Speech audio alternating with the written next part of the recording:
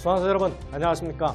자, 이번 시간에 배울 내용은 우리 투자 분석 기법 중에서도 기본적 분석입니다. 우리 투자 분석 기법은 기본적 분석, 기술적 분석, 산업 분석, 그리고 리스크 분석 이 총 4개 파트로 구성되어 있어요. 그런데 이 기본적 분석이나 특히 기술적 분석, 산업 분석 같은 경우는 여러분들이 시험뿐만이 아니고 실제 아마 투자를 하시는 분들도 굉장히 알아두면 아주 좋은 내용으로 구성이 되어 있습니다. 그래서 아마 주식을 좀 잘하고자 하는 분들, 그런 분들은 이 기본적 분석이나 기술적 분석을 잘 공부하시면 정말 백 투 더 베이직, 정말 기본으로 돌아가시는 겁니다. 그런 유익한 과목이라 이렇게 생각하시고요.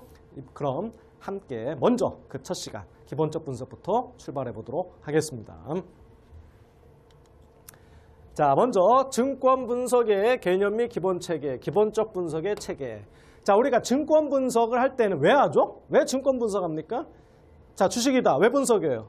한마디로 돈 벌기 위해서 하는 거죠. 그래서 분석의 방법은 여러 가지가 있는데 크게 나누면 우리가 일반적으로 기본적 분석하고 기술적 분석 이렇게 둘로 나눠볼 수가 있죠. 차이점이 뭡니까?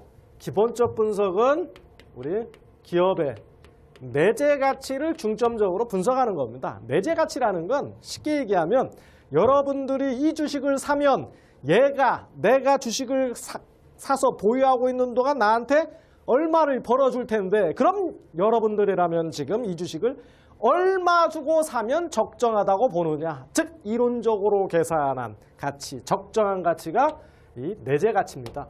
그래서 요거 내재 가치를 전문적으로 분석하는 사람이 애널리스트입니다. 예를 들면 A 회사의 내재 가치를 분석했더니 5만 원이 딱 나왔어요. 이게 이론적으로는 적정한 가치입니다. 근데 사람들이 꼭 5만 원으로 거래하지는 않잖아요. 그런데 시장에서 거래되는 가격, 요거는 내재 가치와 다르게 항상 거래가 됩니다. 7만 원이다. 그럼 어떻게 돼요? 내재 가치보다 비싸죠? 지금 시장에서. 그럼 고평가돼 있으니까 매도 팔아라. 또는 시장에서 지금 3만 원에 거래돼요. 그러면 적정한 내재 가치보다 싸다. 저평가 매수. 이런 식으로 투자를 하는 게 바로 기본적 분석입니다. 그래서 기본적 분석의 핵심은 바로 이 내재 가치를 구하는 거죠. 반면에 기술적 분석은 그게 아닙니다. 주로 수급을 분석해요. 즉 수요와 공급. 쉽게 얘기하면 아무리 나쁜 회사도 살 사람이 많으면, 사는 사람이 많으면 주가는 올라갈 것이고, 아무리 좋은 회사의 주식이라도 파는 사람이 많으면 주가는 떨어질 거라 이거죠. 그래서 이 수급은 사람의 심리에 의해 좌우되고, 그것은 차트나 지표를 보면 나타날 수 있다 해가지고 차트나 지표를 중점적으로 분석하는 게 기술적 분석입니다. 그러니까 이 회사의 주가가 지금 적정한 가치는 5만 원인데 시장에서 7만 원에 거래돼요. 근데 기본적 분석을 통하면 이거 팔아야죠? 근데 기술적 분석했더니 사람들이 이거에 대해서 미쳐있어. 70만 원도 간대.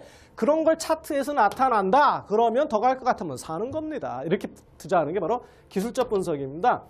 예를 들면 여러분 최근 핫한 주식 중에 코스닥에 코데스 컴바인이라는 그 스파 브랜드 회사가 있습니다. 여기서 스파라는 건 이제 그 회사가 기획, 생산, 제조, 판매, 유통까지 한 회사가 다 담당해서 중간 마진을 싹 제거, 기름기를 쫙 빼서 저렴하게 이렇게 공급하는 의류 브랜드, 이런 것들을 이제 스파 브랜드라고 하잖아요. 코데스 컴바인이 그런 회사인데 매년 적자예요. 매년 적자. 정말 기본적 분석으로는 내재 가치가 산출이 안 되는 회사입니다.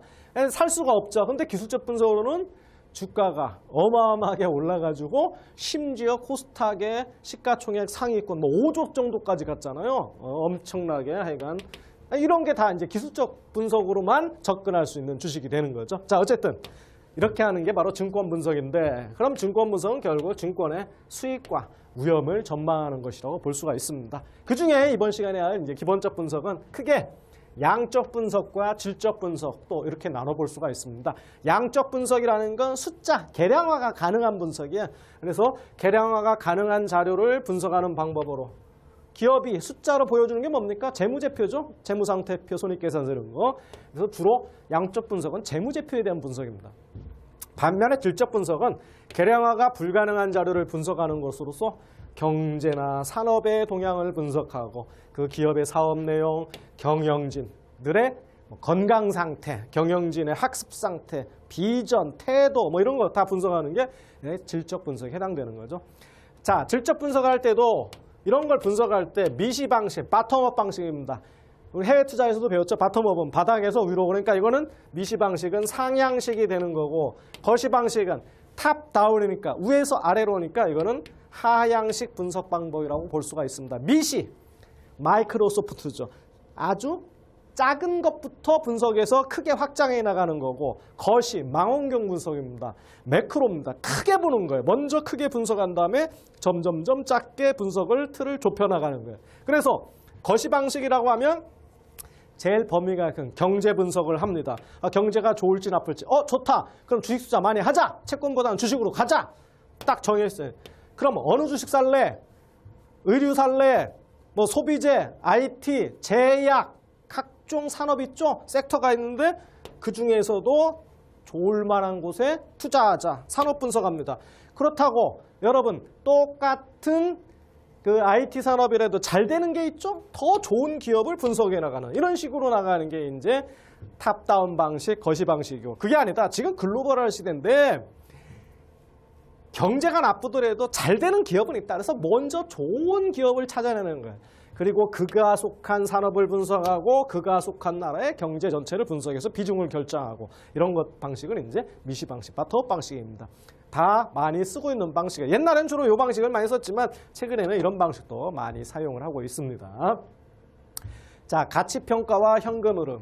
그럼 우리가 이제 주식이라든지 채권이라든지 증권의 가치를 평가할 때는 결국은 뭡니까? 여러분들이 그걸 투자하면 얘가 미래에 나한테 얼마만큼을 벌어들일 건지 그거를 분석하는 거예요. 그래서 투자한, 여러분들이 어떤 투자안에 가치에 관한 의사결정에서 가장 중요한 것은 뭐다? 그 투자한 자산으로부터 발생되는 현금 흐름의 크기.